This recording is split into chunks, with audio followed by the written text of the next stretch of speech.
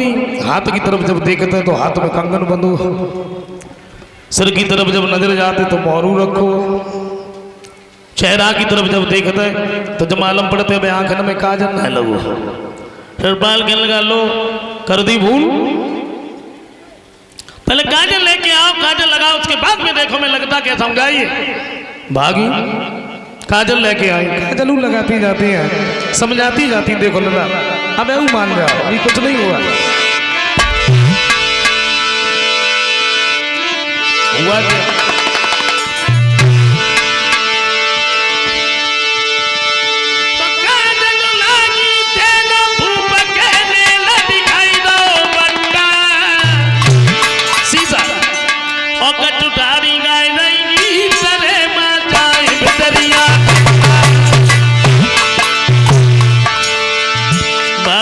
लगाती जाती, समझाती जाती, न मान जा। और कछ लड़कियां ताली बजा के हंस लेती, कछ गीत गा रही गीत।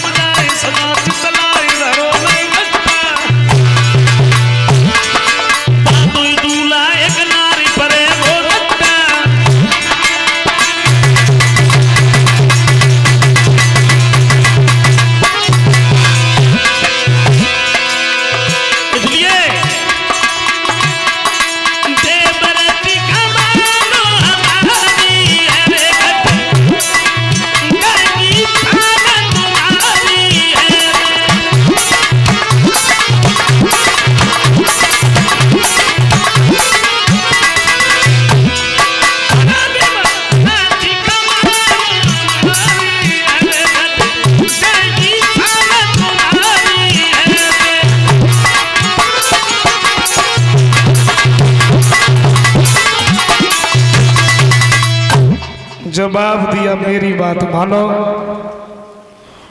तुम उस जगह पर न जाओ। लेकिन जजमान ने कोई बात ही नहीं मानी है। शादी की तिथि जो निश्चित थी उससे 4 दिन पहले ही बारात लेके पहुंच गया और रुकुम की रख दी।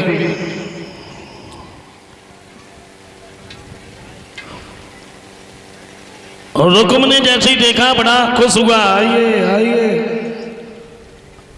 हमें तुमसे यही उम्मीद थी, तुम हमारी बात को नहीं टालोगे।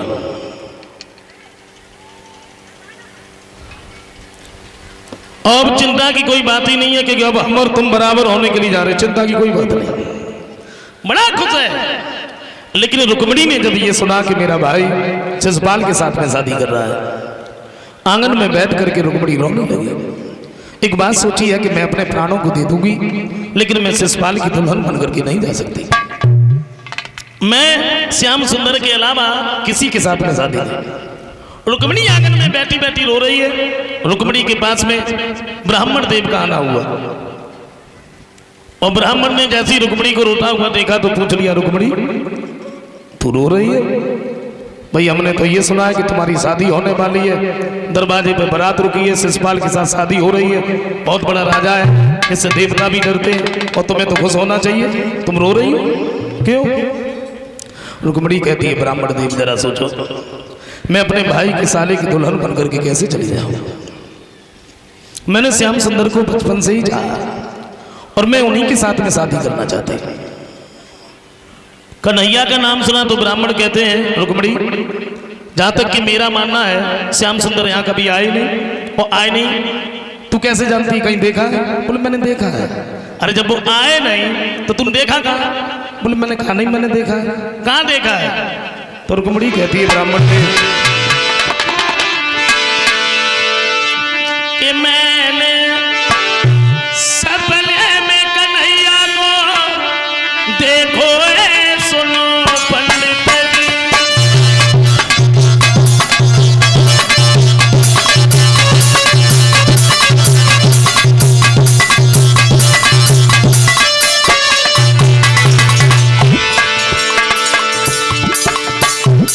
रुक्मिणी कहती है ब्राह्मण देव मैंने सपने में देखा।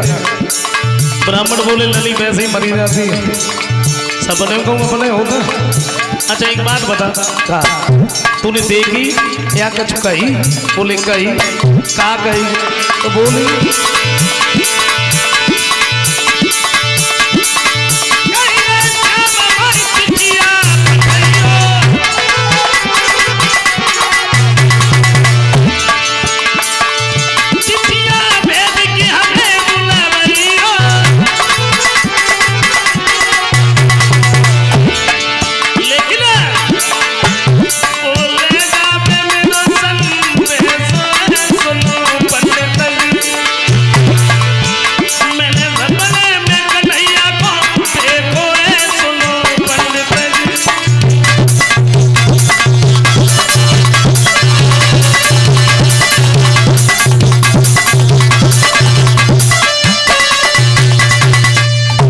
एक बात कही उन्होंने ये कहा था तुम हमारे पास में पत्र भेज देना तो हम तुम्हारे नजदीक आएंगे। तो ब्राह्मण कहते हैं रुक्मिणी तुमने पत्र भेज दिया होगा।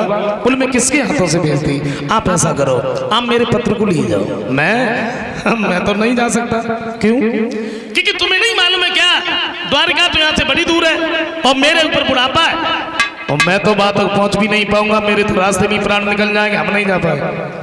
रुक्मिणी कहती है ब्राह्मण देव अगर आप मेरे पत्र को लेके नहीं गए ना तो तुम्हारे सामने ही मैं अपने प्राणों को दे दूंगा। बोले अगर ऐसी बात है तो तुम बिल्कुल भी चिंता मत करो। एक बात कही है तुम पत्र लिखो और हम तुम्हारे पत्र को लेके जाए। पहुंच गए तो पहुंच गए, ना पहुंच गए तो पहुंच गए। लिखो।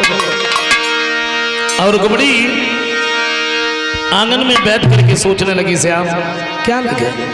मेरा भाई शिशुपाल के साथ में शादी कर रहा है और वो बारात लेके भी आया है।